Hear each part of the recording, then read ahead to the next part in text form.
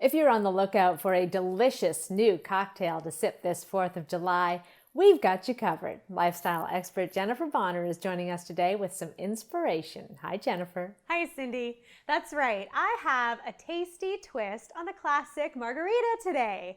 But first, every fresh cocktail or recipe must start with quality ingredients as a base. Domino sugar is a pantry staple and a trusted partner in the kitchen, providing high-quality ingredients so you can expect only the best results. The new Domino Golden Sugar is a less processed option than white granular sugar. You can use this sugar in your favorite foods and recipes. And since it bakes, dissolves, and measures cup for cup, just like white granulated sugar, you can use it in any recipe. Good to know. So tell us about that drink you have there. This spicy peach margarita is not your average margarita.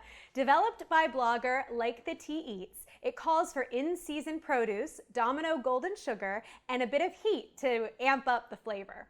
The first step is to make the jalapeno simple syrup by combining Domino Golden Sugar, water, and sliced jalapenos in a pot and bring to a simmer until all the sugar is dissolved.